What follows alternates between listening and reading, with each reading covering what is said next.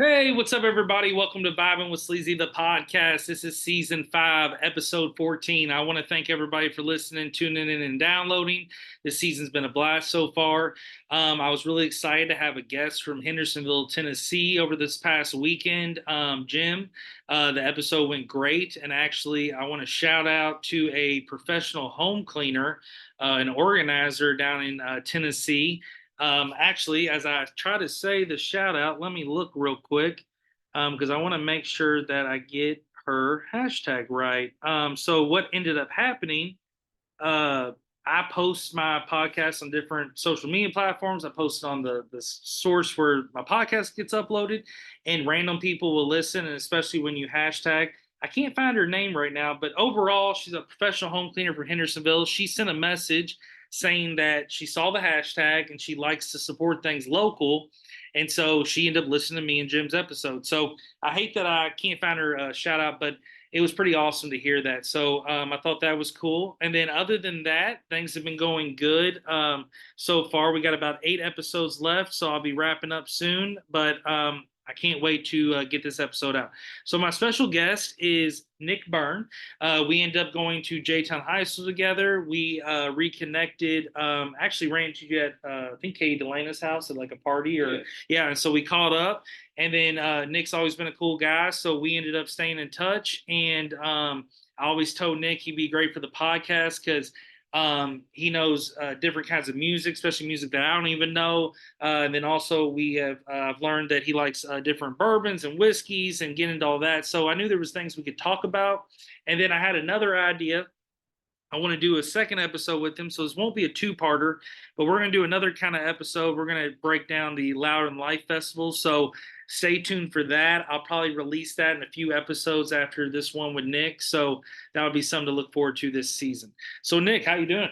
Doing all right, man. You doing good? Doing good, doing good. I appreciate you coming on, and I know we've been having some scheduling conflicts, but that shit happens when you're podcasting. I've had so many reschedules with just guests and my life and just random things, but that's just part of the process, so it happens. But overall, first thing I wanted to kind of break down and talk about. So we were discussing before the show, before we went live, that we like to do side hustles. So for the listeners that are listening, I think a lot of the people that are regular listeners know that I DoorDash, and I have shared stories about that. But Nick, you DoorDash as well. Yeah. So what do you think about DoorDash? I don't mind doing it. I think it's actually a good way to help people out if they're in a bind. Like, I've never had any issues with the application, with the contacting them. Like, there was when the ice storm hit maybe 2 winters ago. I was out dashing, trying to dash during that, and I got to one stop. It was Chick-fil-A. No, we're closing down. We're sending everybody home. All right, that's cool. To get another DoorDash for the Popeyes right next to him. Hey, I'm here for this one. You sending people home? Yep. So I called it a night too. Yeah. But it was no issue calling the company and saying, hey, this is going on. They're shutting everything down. Yeah.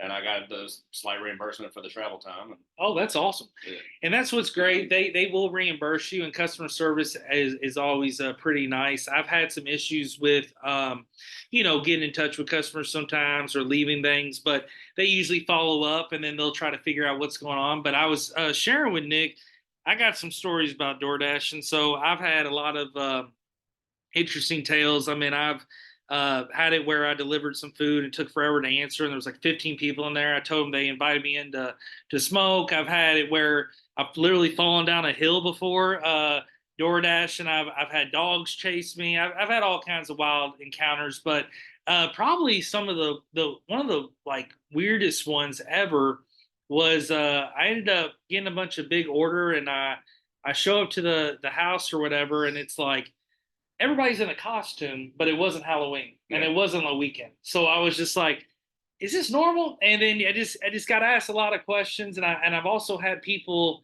try to invite me in, and I'm just like, no, I'm good on that. Like I literally, I think I posted a Facebook status. I one time delivered some food, and the girl was like, as soon as I dropped off the food to her, it was at like a Rib Roof Inn. I dropped off the food, and she was just like, can you stay? It's like, no, I cannot stay. Like, I am leaving. Yeah. So there's some weirdos out there, but I do admit, I do feel not even to sound corny, I feel rewarding while I do it sometimes. Like I'm like, Yeah. I am helping people out. Yeah. So do you ever feel like when you're talking to the customers that um it's like you just made their day when I can tell with some of them. With others, it's just definitely, like I was eating my food because they had the headphones in. They're going back to their dinner. Oh yeah, yeah. They're just like, give me the Burger King. Yeah. I gotta go. Yeah. The thing about it too, talking about DoorDash, I will say this: I've done over 2,000 deliveries, and that's been since 2020 when COVID hit.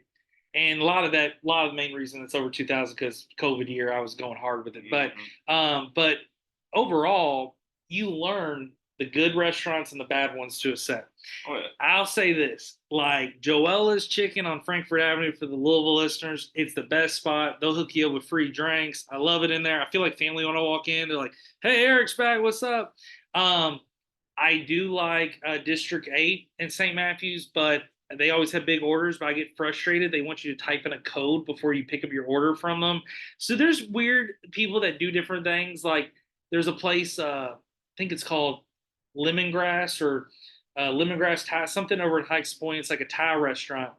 They literally will mark that the order's ready and you show up and it's still like a 20-minute wait.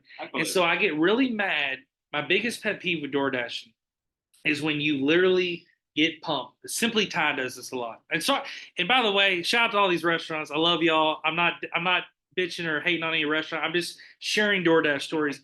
And hopefully y'all will change this shit up. But at Simply Thai, what's hilarious is they'll always like mark that the order's ready. As soon as I get the order, I'm like, damn, they got Mark C's order done in like a minute. I show up because I wait.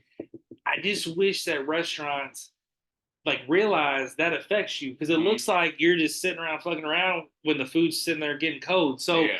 And the customer's like, my food's ready. Like, what's going on? So there's just a lot of things that I think restaurants that the one thing DoorDash could do is educate the restaurants more and actually get them like knowing kind of maybe like put themselves in the dasher shoes because we're also like the face of the restaurant when we're picking up the door order. Like I don't think they realize that. Like they think like, oh, get the order out, whatever. But at the end of the day, that person is like, we're still representing, Noodles and Company or whatever. Yeah. So I just had to say that. But I'm glad you brought up DoorDash because I was like, I haven't talked about that in a while, but it is rewarding. And if you haven't got on, hit me or Nick.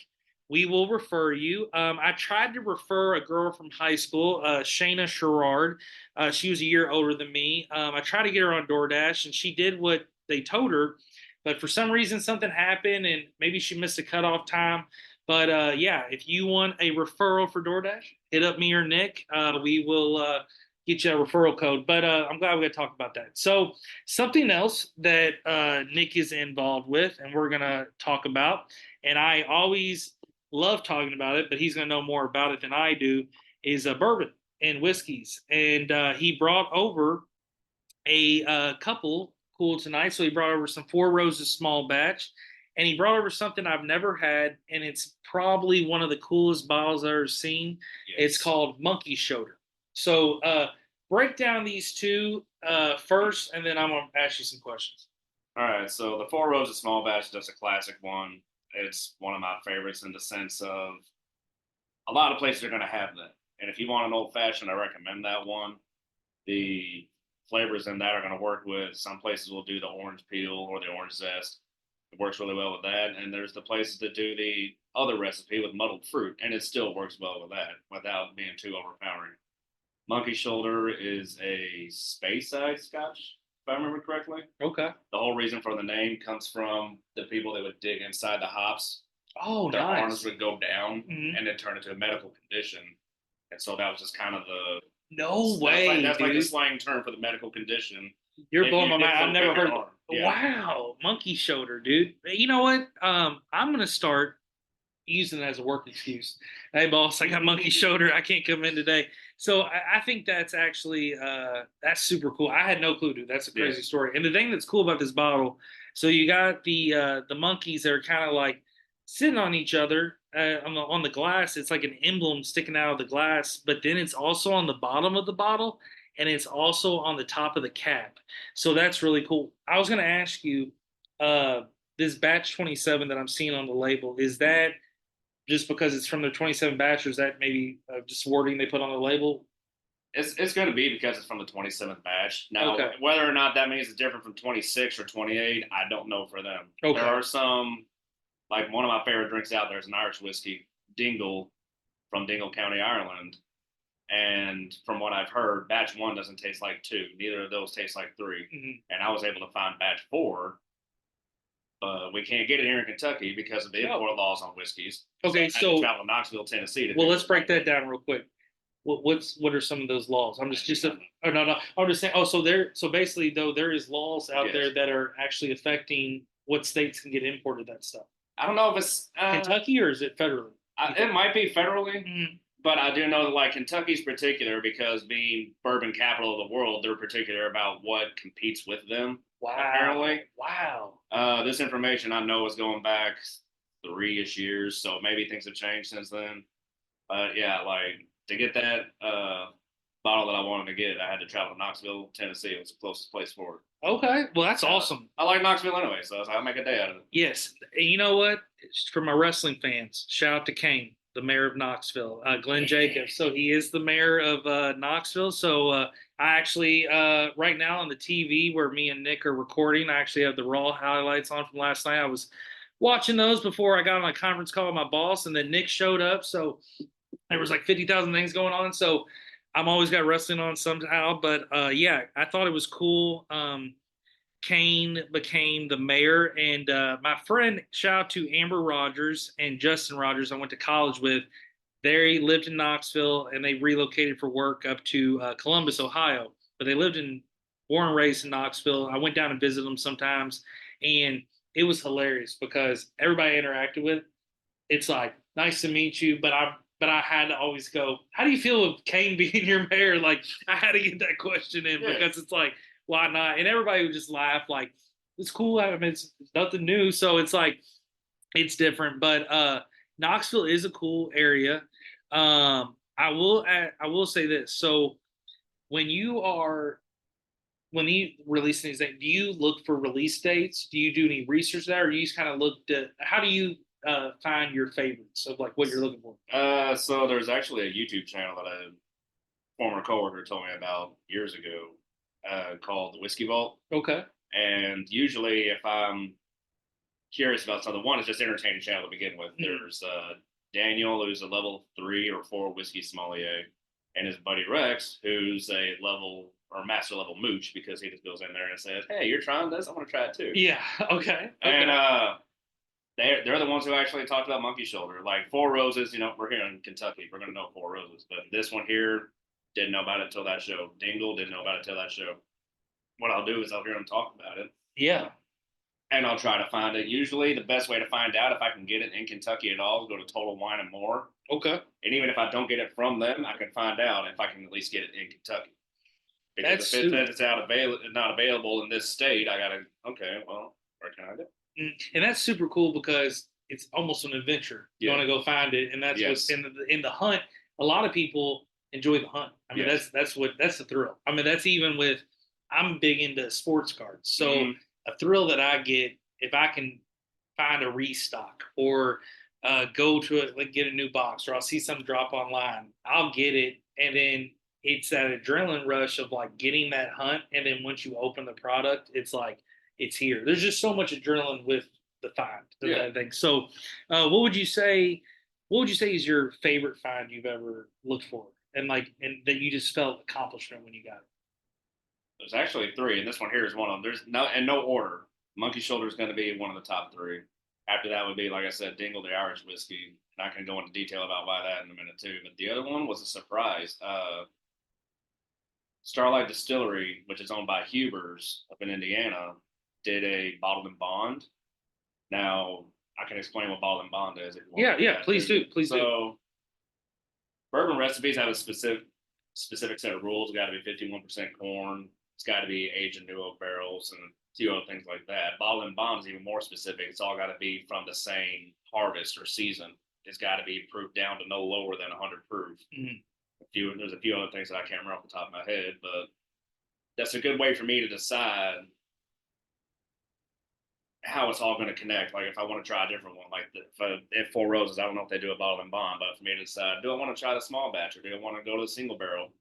So I went with the bottle and bond that Starlight Distillery did. And I was very pleasantly surprised with that. It's probably my favorite bourbon. Oh, nice. Because I think Starlight they have done very well on things like their wine's really good, and I really like their wine. Yeah. That sweet Marsala. Mm-hmm. Oh, yeah. Oh, you got to be careful with that one. That Oh, tastes like Kool-Aid. yes, yes, it goes down super easy. I mean, any of it. They even make a during some season. I think it's a strawberry wine that they've made out there, and I mean anything that they made just has flavor, and it can be a you can have a blast out there just day drinking. Oh yeah, Yeah, that's the place to day drink. I've not tried the strawberry or the blueberry.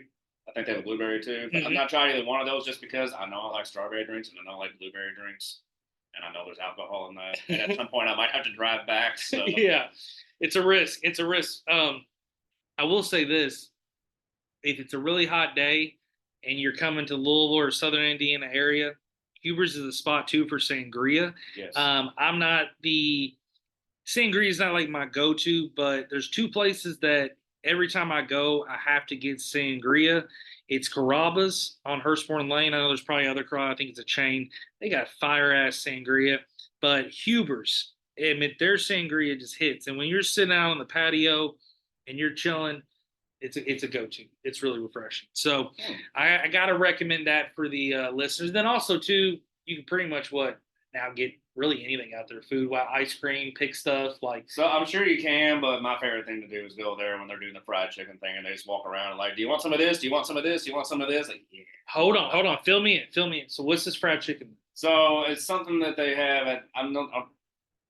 This is before the family went through the selling thing, so I don't know if it's changed up or not. Okay. My family and I went there for Mother's Day for my grandmother. She's something her favorite thing to do.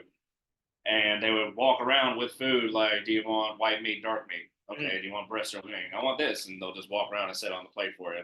And I like green beans, mashed potatoes, almost like, you ever been to Lambert's? No, no.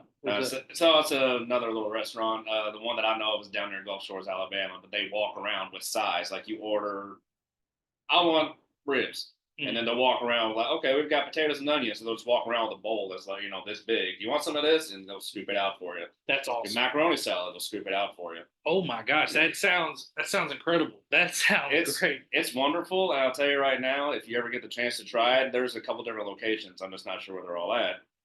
Order whatever you're going to get in a to-go container and just fill up on sides. And then they'll even give you size in the to-go container too.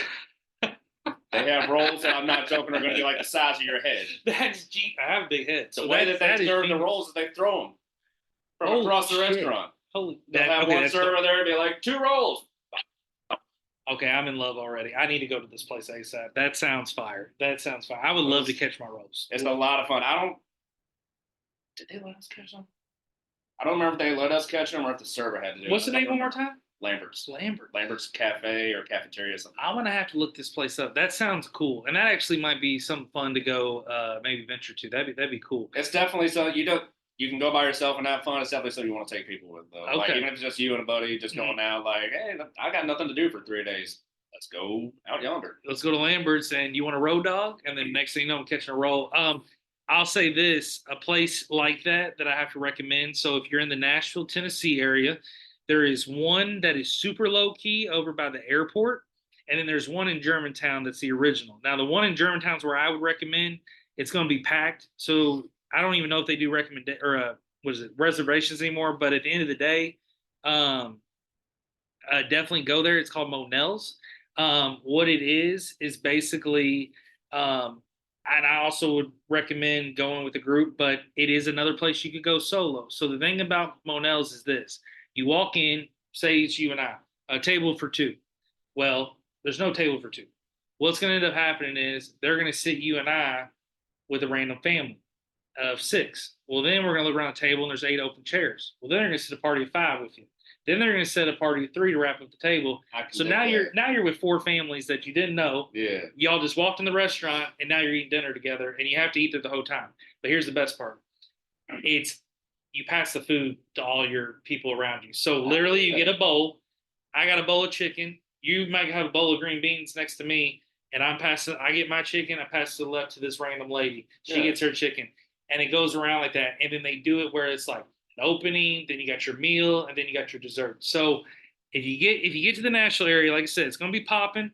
I've told people about it, and I hear and a lot of people when they go to Nashville, they're like, "Oh, I like the Pancake House and all the different kind of stuff." That's cool, and I think there's even a lot of people like to go to Loveless Cafe.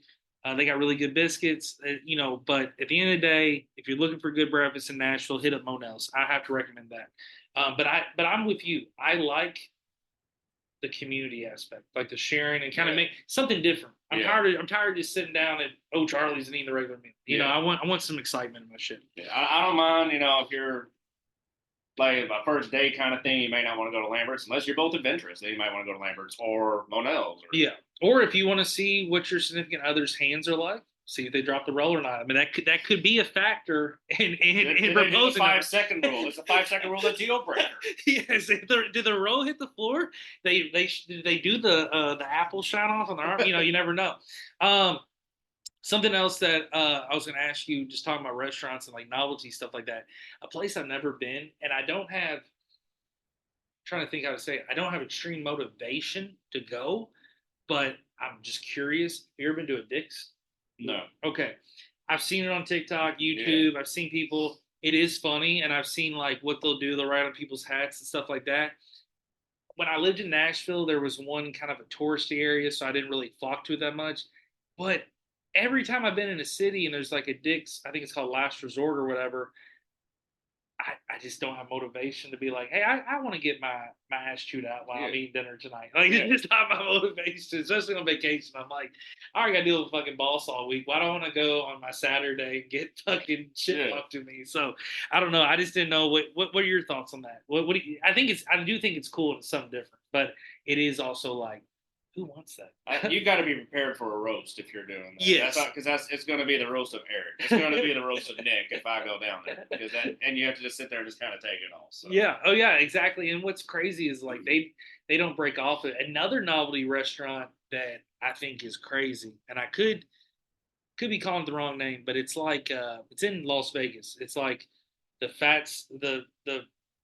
over 400-pound club or the 400-pound, the heart attack place, something like the heart attack burger. It's basically this place where you go, and if you weigh over like 300 pounds, your meal's free.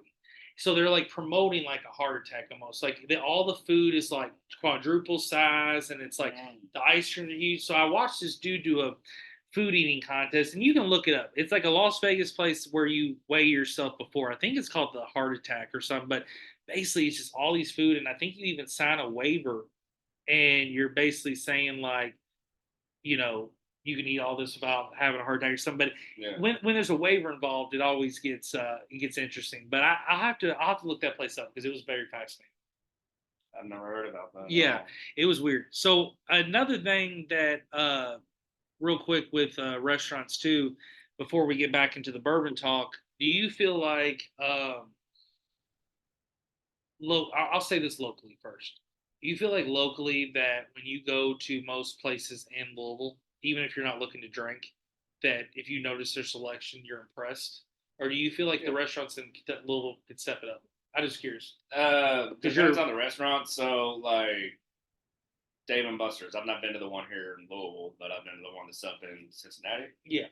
And, I'm like, okay, well, it's a big name like Dave and Buster's. I got to have a decent selection. And I remember like 10 bottles total. No matter, not just whiskeys, total. Yeah. And what is this? But then Kalen's, is that on Barrett Avenue? I think. You know what I'm talking about? Kalen's Restaurant? Yeah. Have you seen their bar? No, I'm not. They have a lot more than 10 bottles of everything. Okay. And there's stuff in there, and I'm like, that's one place that I found out some new stuff. I was like, I've never heard of this. It's an interesting thing. Like, so I worked for Budweiser for like almost 6 years, so I got to sell to all the bars, but I was selling beer. Yeah. But you get to talking to all the bourbon salesmen, and you get bottles from them. And then I've been on the trail, and my dad was a retired. He drove for bourbon deliveries for he won the Rose Award with it, where he drove around doing tours. So he got me into bourbon, and I got a little bit of a collection myself. But the thing about it is, when you're from Kentucky, it's always fascinating and it's always something fun when like a friend visits or just to go out and have some bourbon and see people's selection and collections. But what I always find very interesting is when I go to other states, especially around Kentucky or even Florida or anything like that, and you order bourbon, how it's kind of a shock reaction sometimes, or it's also like, well, which one do you want? And then you look and there might be only two. Yeah. And then you're kind of like, okay, it's just because sometimes it's not the most common thing because Kentucky's known for it.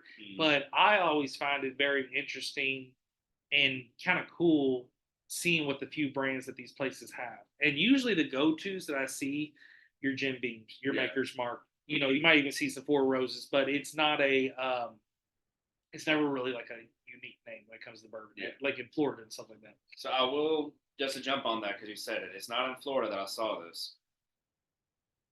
May have been in Alabama, Gulf Shores, Alabama, but went to a restaurant, wherever it was. They had the list of bourbons, and it was like Eagle Rare and Buffalo Trace. I'm like, this is it? Okay, so I continued to look through the whiskey list. And under regular whiskey, that's where they had Jim Beam. Oh. That's where they had Knob Creek. And I'm like, these, I mean, yes, they're whiskeys, but they're actually bourbons. And I was like, it's their menu. They can do what they want. I wasn't losing sleep over it. It just kind of surprised me that I was like, if you're in the mood for bourbon, make sure you read that whole list because some people just have it labeled wrong or categorized wrong. And that's what I have noticed too. Like you'll especially see that at Mexican restaurants. Like even I've noticed that at a lot where they'll even do pictures of the bottle like on their menu and they'll have them in the wrong places and stuff like that. So it's always interesting to see that. But I do believe that the one cool thing about living in Kentucky, and especially being someone who does like bourbon, there is some great places to find it. Another place I'll recommend for people, for the Louisville listeners, if you're in the Germantown area, especially on like a Sunday, if you want just a cool place to go on a Sunday afternoon just to be away from people and maybe drink by yourself or drink with a person, the Canary Room. And I might be, I'm saying it weird. The Canary Room is what I mean, but it's basically Canary. It's over in the Germantown area, kind of close to Oak Street. I went there. It was super cool. And then I recommend too, rolling down to the Merriweather. It's like a little bit down the street. It had a good bourbon selection. So I actually kind of started bar hopping around that Germantown area. And then I went to Hawks to wrap up and got a beer or something. But I remember going around there with a friend, and it was basically like, so cool the different bourbon selections you could see. And it's crazy because you're like, I'm just in the middle of a neighborhood with a bunch of houses, and then there's just random spot where I can go pay to get a shot or get a drink, and so I just think it's cool. That definitely explains Germantown. Yeah, there's nothing wrong with that. There's nothing wrong. No, it's cool. It's cool. I've actually not been around Germantown too much, but a unique spot that I like, and this is where Old Forest is another name that's pretty well known. And I know different varieties they have, like 1897 is one of them, 1910, and what the years mean, I'm not entirely sure. They have a birthday one too. Old Forester does. Yeah. So I went to a place called Nulu called Taj, and like if you've never been to New Orleans, then you're like, I want to check out Bourbon Street. I want the whole thing is like New Orleans themed. Yeah. Sadly, there's no New Orleans food, otherwise I'd be living there. But yeah. I went in there and I'm seeing the selections they have, and they have stuff for like just Old Forester. I'm like, I've never heard of any of this. Did you all make this up? Yeah. They have a fantastic wall of not just bourbons, but anything you do want to try. And this good people, great atmosphere. And since it's right where it's at in Nulu, there's like a restaurant over here, like a burger place. Can't remember the name of it. If you decide I'm not really feeling this one, there's going to be another place right around there. So it's a good place to kind of hop around. If you like it, you stay there to have fun. That back patio is gorgeous. I wish I could, put it in my house. Yeah. Have you ever been there? Oh yeah, I love that back patio. Good Lord, it's amazing. And I want to shout out somebody, David Nichols. He is like the head of marketing for Taj. He actually, I worked with him for a number of years. Taj was actually my client for about 2 years when I worked for Leo Weekly. They advertised with me, and yes, I will second you on everything you said. That place does it well, and it's very nice, and they really promote local and they promote uniqueness, and I think they do a very well job. So I'm with Nick. I recommend that, and he's right. That way that area is developed, there's always something for really anybody. I do believe I'll have to check to see if it's still open. The Louisville Beer Store was actually down there in Nulu. It's a place where you can buy the most unique beers, and individual beers and cans and bottles. It was super cool. So I recommend that for sure. It's actually was owned by the people that own Holy Grail, and I have to check it out to see if it's still open. But it was a unique place, and there's a lot of spots down there. But the one thing I will say, a place that is completely gone, that got hit by a wrecking ball, was Saffron's. So Saffron's was on Market and Third Street. And the thing about it was, no, excuse me, I'm sorry, Second and Market. That's where it was. Second and Market, and it was on the corner. And it's now getting gutted. They're like rebuilding, doing hotels and all this shit. But downtown looks. Shit, I worked downtown for 6 years. Already looks different. But Saffron's was so fucking cool because what they would get is they had Mediterranean food. They had African cuisine. It's very unique cuisine. They get a lot of crazy bottles and stuff that was like unordinary. So like I was cool with Russell who ran PT Strip Club. He'd always have cool selection and great stuff, and I check his stuff out. But I'd always tell him because it was only like 3 blocks from PT's. I'd be like, dude, because I was their beer rep. So I'm like, dude, this guy down here at Saffron's, he's always hitting me with a bottle. I've never seen this shit. Like one time, I love Bailey's, and I'll have to look. It's somewhere in this closet there. I don't know if I have it still, but it was a bottle that was wrapped in like leopard print, and it had like this leopard on it. Yeah.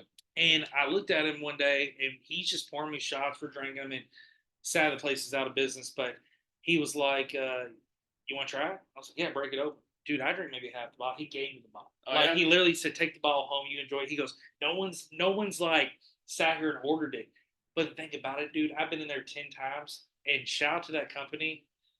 I don't know if anybody else has got attracted to the bottle, but that bottle is what caught my eye. Like, fuck all the other things. I was just like, I need a Jaguar bottle. So I'll have to show it to you after the thing. But I will say that the bottles a lot of times are almost cooler than the products. I will admit that. Yeah. This one, like you said about the emblem from Monkey Shoulder, I have thought about trying to pop that off on the bottles time. See if I can keep it. That is too cool, dude. Because it is. I mean, it's just unique, man. It's just like it kind of has that look of like exotic. Like it's like it's like an exotic, different thing. If you were to tell me this is an Indian whiskey, I can see that. But no, it's straight up Scotland. Yeah, it's interesting. It's really cool. And I appreciate bringing them over. Yeah. So, what would you say? Really, have you felt like down the road? Is there anything you would want to do with bourbon? Like when it comes to like, would you ever want to do your own book, or would you ever want to do your own site or group or any? I'm just curious if just. I'm not really sure. Like I like the idea of sitting around with people and talking about it and trying different ones. Like maybe you got a bottle of something I've never heard of before. I know someone that we both know, Scott Steyer. He might have something that you and I have never tried. You're freaking me out, Nick. I swear to God, Scott Steyer was on my mind when you said, "Oh my God, that's fucking creepy." All right, I swear to God, Scott. I swear to God, I literally just had Scott on my mind when you said, "Oh, different people have stuff." That's how he is. He's always got different stuff. So, shout out to Scott. He's a good dude. I heard y'all's podcast, and it was a good one. But the only time I couldn't really connect to was when y'all were talking about beer. And beer's just not for me. I've had maybe 20, 30 counts. It's not for me. The thing about beer is like I always like it, and it's probably my go-to. But the thing about it too is, I will say this: I'm weird about certain beers as well. Like you would have to pay me a lot of money to be able to sit here and just take down a sour. Like one of those sour beers, like that's just not for me. That's not something that just catches my palate. Those what are they called? Seltzers and all that stuff. I just can't get into all that. Like that's just something. Yeah.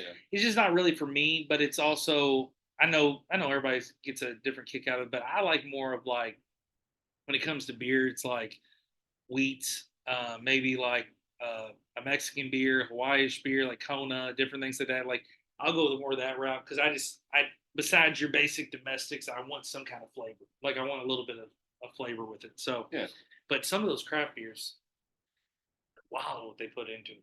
I've heard about it. I've never tried it, but I've heard about it. Yeah, it gets wild. Is there any with these bourbons or stuff? I know they're out there.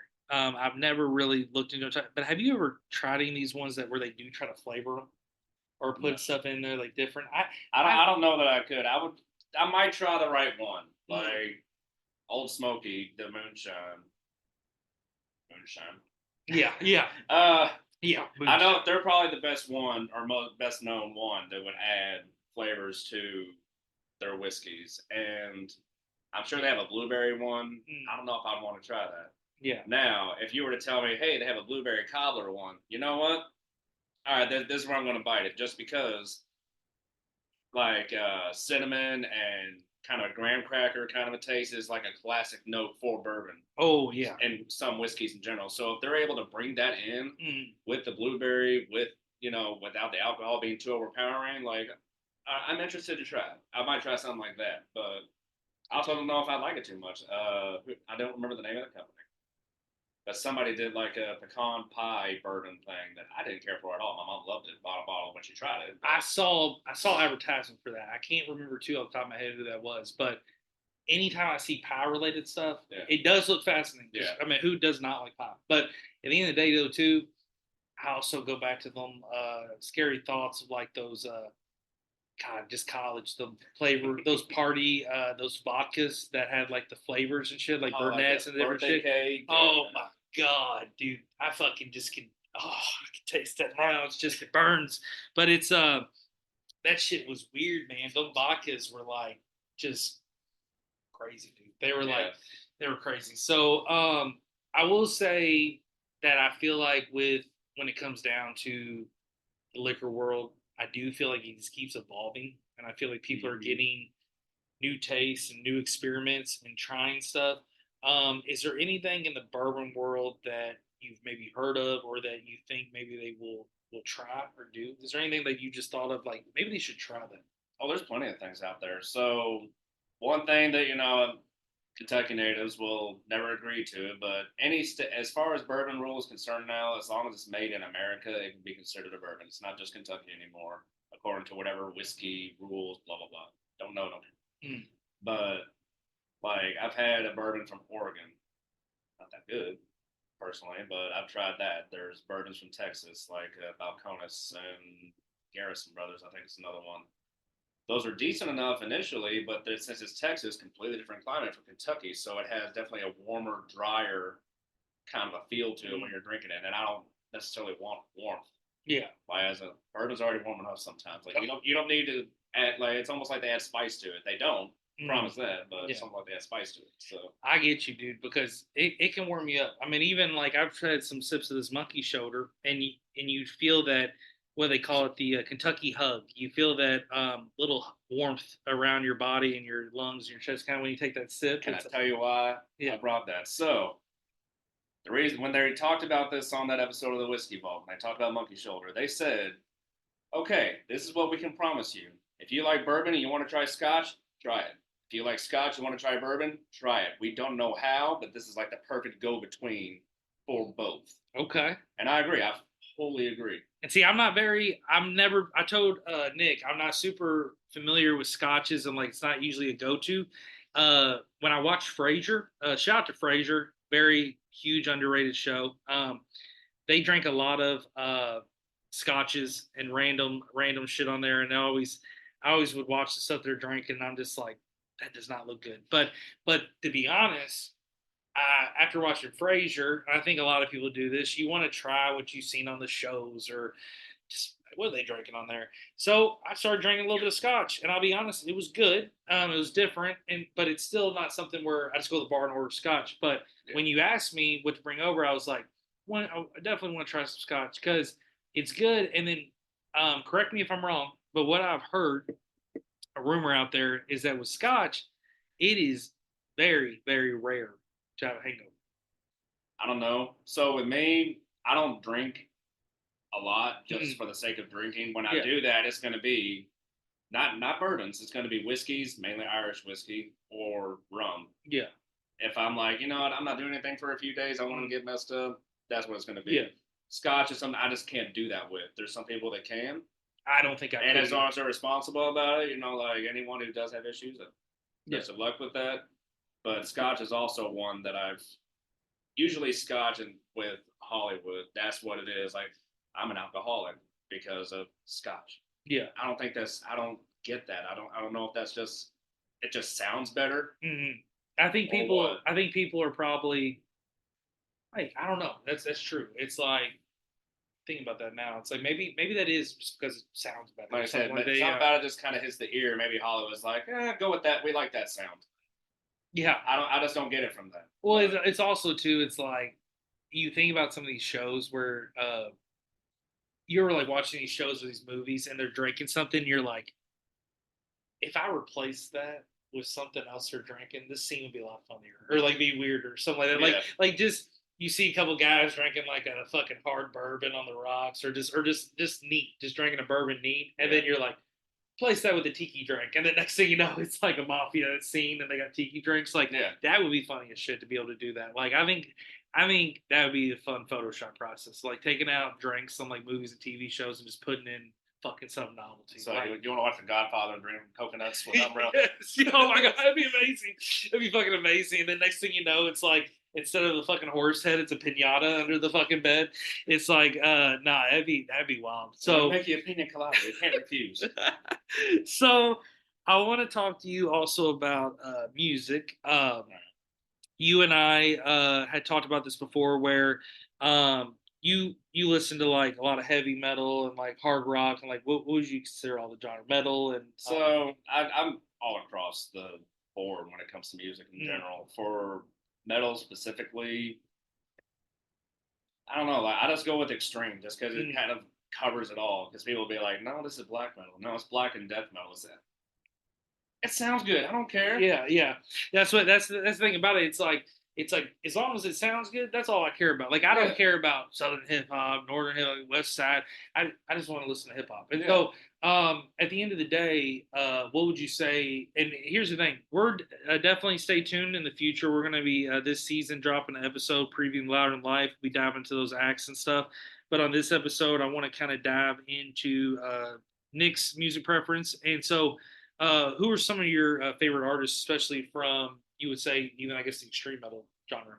Well, my number one band and artist band, whatever, is going to be Behemoth. I'm wearing the shirt right here, and I've actually got the autographs tattooed on me. Oh, that's fucking sick, dude. I'm not obsessed in the sense of like, what are they eating for dinner right now? Yeah, they're your boys. They recognize me. I've done every chance that I've had to do a meet and greet. I've done one, and they recognize me. That's amazing. That makes you feel good too. Yeah. Like, dude, when you know an artist cares and shows love back, that's a good feeling. That's also somebody that you're going to want to support more. I think that also adds to why they're my favorite too, because I've going way back, saw them in Indianapolis, and I'm in the middle of this crowd. Now, there's another band there doing meet and greets, Cannibal Corpse. So there's, fans for each one there. There's maybe 100 people in line. Vocalist for Behemoth sees me, "I know you," and just screams it out. Now, this is a man from Poland, so he's been around the planet meeting God knows how many people. And I'm just standing there. He's like, "I know you," in the middle of the room. And I'm like, "Feel special." That's got to be an amazing feeling. That's super cool, dude, because some celebrities can be assholes, some can be amazing, but especially when it's somebody you love, you hear that line, a line that I've heard a lot of people say, even people I don't know. I just hear it on TV a lot. It's like, don't always want to meet your heroes and shit like that. But here's the thing. I've actually never, I will say this. I've had only 2 bad celebrity encounters, and it's with the same person, and then everybody else has been super cool. Like I have met Katy Perry, met Drake, I met fucking what's her name, Snow the Product. I've met just a lot of artists like Dave Barnes. Met Anthony Kiedis from Red Hot Chili Peppers. Everybody has been so fucking cool, so receptive. Every comedian I've ever met's been awesome. Like Doug Benson, so nice. But the motherfucker who has shitted in my cereal twice, and I'm just gonna say something to him, is Tubby Smith, the former basketball coach of the University of Kentucky Wildcats. Fuck you, Tubby. So here's the deal. Let me say my piece about Tubby. And also, shout out to Frankie Tunes, my barber, Frankie Blyce, me and Nick went to high school with. Frankie's parents actually just ran into Tubby and Tubby's family down in Nashville, so they had a good interaction. So, not saying he's a bad guy, but here's the thing. I love Tubby from his Kentucky thing. Brought me a championship. Was a big fan. He actually just got honored at the SEC tournament. But he is the only celebrity in any graphic sports. I mean, I literally had dinner with Alex Rodriguez. Nicest fucking guy in the world. And people, the way people talk about him, you would think he's a serial killer. So at the end of the day, the Tubby Smith, first time, me and Kentucky Derby, I'm working for J-Town High School trying to raise money for our baseball uniforms, and they had us working out at Churchill Downs. The high schools would do that. We pick up trad, do tickets. So I get stuck in one of the levels of Millionaires Row, but it's not as like I'm up there with the millionaires. I'm literally in a green jacket escorting fancy people around, but I'm also 16 and it's fun and I'm goofing off and I got my friends out there. So, but then here comes Tubby and his wife. I try to shake this man. This is way pre-COVID. This is before the old germ phobia thing. Oh yeah. I literally try to shake this man's hand. Literally try to shake this man's hand. And he's like, no. But his wife, shout out to Miss Smith, super nice. Go Cats, thanks for being a fan. How you doing? Blah, blah, blah. I don't know if he's at Kentucky anymore. But at the end of the day, I was like, all right, I won't let it phase me. Tubby just might be having a day. Maybe he lost a race. Yeah. You got to put that in factor. Yeah. I realize the older I get, a little lesson for the listeners, and I gotta tell myself every day. You gotta kind of put yourself in the other person's shoes sometimes and be like, okay, why are they acting like this? It's hard to do. It's hard to even do that for myself, but you gotta do it. So I'm like, all right, Tubby having a bad day. Go to a Reds game a couple years later. I'm in one section. Do I look over to the next row and who do I see? Sir Tubby Smith. Goddamn same row, different section. So I go. I don't even remember who the fuck I was with. I was with friends or something. I said, I got to go do this for myself and for closure.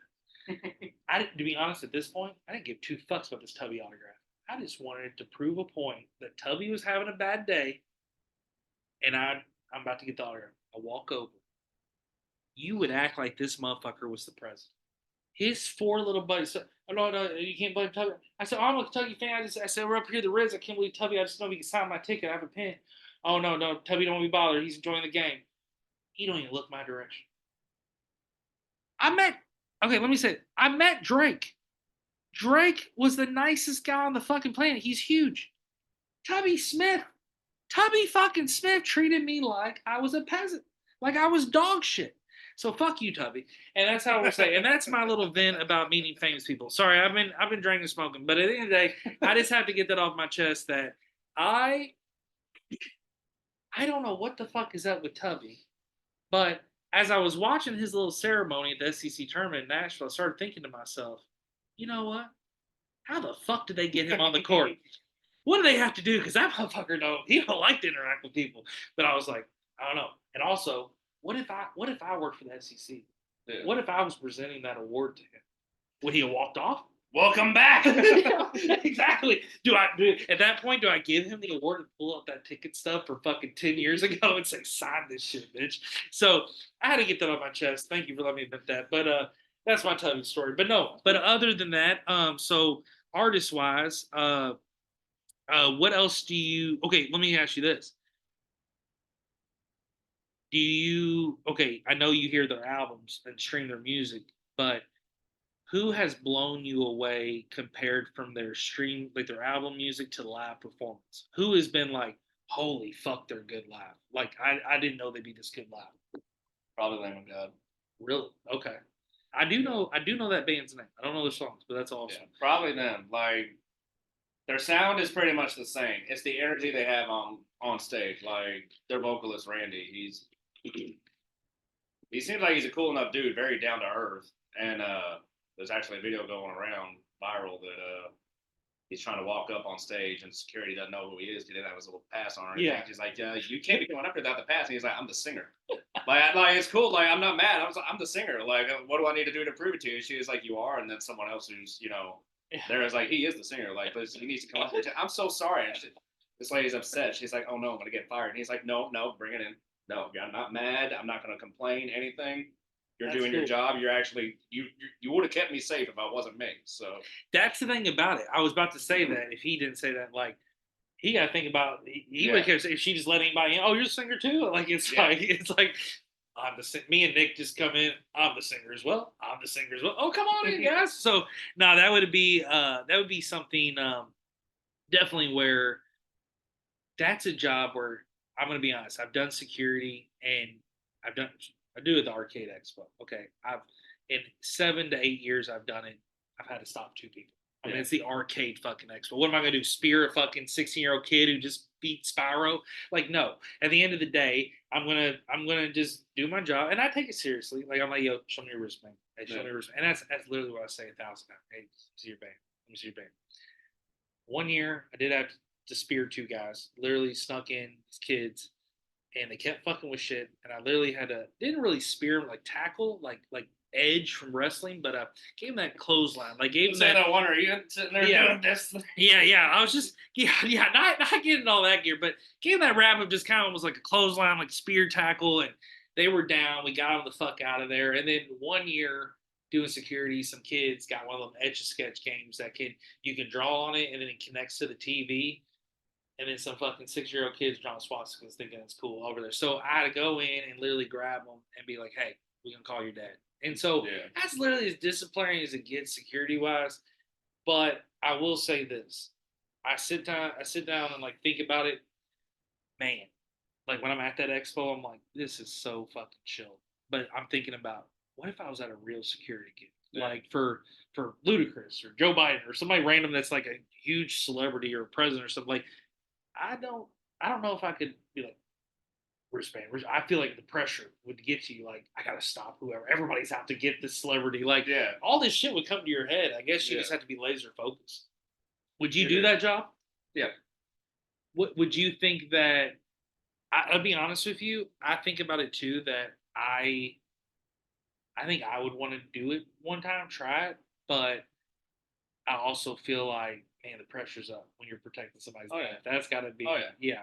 But you feel like you would like that adrenaline? To a small extent, I've kind of had that adrenaline when I did ATM Solutions and worked at Loomis with the cash transit business. At that point, I'm not protecting a celebrity. I'm protecting my life. Oh yeah. Oh, you are. Because like Did you ever feel any fear? Did you ever feel anybody was looking out, checking you out, or I know they were. Oh, okay. All the time. Not just people that worked at the place, like people, like random customers. So you thought like maybe they're watching you and stuff. Oh yeah, I know they were. There were plenty of people who would say random things, and I'd just make a comment in return. This one was funny for me because I'm working an ATM in a Costco. Right as COVID is taking off, they're in the process of shutting everything down. So people are, especially in Costco, buying everything in bulk. Yeah. And I can feel everyone's behind me. And the one thing I know is that if you see someone cough, so I just started coughing. Yeah. Just a pure coughing fit. Turned back and looked, everyone's gone. I was like, because there's no pressure on me anymore. I can tell no one's around me. Then I get out to the truck and my partner's, hey man, like 7 people just came running out. What happened? They were all watching me, so I started coughing to scare them off. Because it was right at the start of the COVID thing. Like I wasn't trying to. Holy shit, dude, that's genius. Like that's the only non-lethal way that I can think of to get rid of people. Because when you're doing that job, you don't carry a taser, you don't carry pepper spray. You're not allowed to carry it. You have to carry a weapon. It's lethal or nothing. So that's why I was like, I need to get rid of these people. I saw you on the job once at a mutual program. Yeah, and man, dude, and also too when I was talking to you, I've always had a comfortable conversation with you. I've never felt awkward, but I could tell you were serious that day. You were in the zone. I was in the zone because it's my protection, and then I think that day I was training somebody, so it's his protection too. But if I remember correctly, I was also kind of mentally checked out because I was looking to go. Yeah, I think you also mentioned that too. That you were just like, I don't know what keep doing this, but it was like a case where, dude, I could tell it's intense, and I've seen that video. I guess you've of course seen that video that white guy with glasses and the African American guy in the passenger seat. They're working and they're over in like Germany or I think they're in Germany. And these guys just pull up, start shooting, and they're just fighting them. And the one dude hands the gun to him, and it's crazy. And it's wild. It's sad to think about. People have to go that route, and you have to be that way with that stuff because I know it can happen to any amounts. I mean, people steal $10 every day. People steal hundreds of thousands, but it's at the end of the day, it's like for people you have to be pretty fucking desperate or have a huge scheme to try to take over like a Brinks truck like that. I mean, it's just you got to be crazy. You got to be so fucking desperate. Like that's what blows my mind. These motherfuckers who get so desperate, they'll do this crazy shit for smallest amounts of money.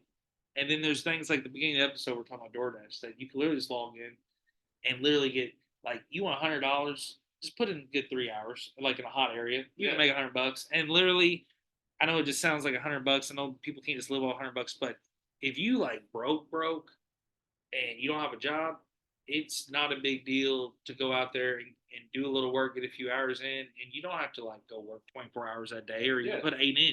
You can literally work. I've literally worked 2.5 hours on DoorDash and made $90. Like it's that simple. So it just depends on your flow and hustle and all that. But it's just a thing back to it's just crazy people have to go that route to try to come after like a Brinks truck, man. It's just wild. But I remember what was that? Was that movie The Italian Job when they stole a Brinks truck?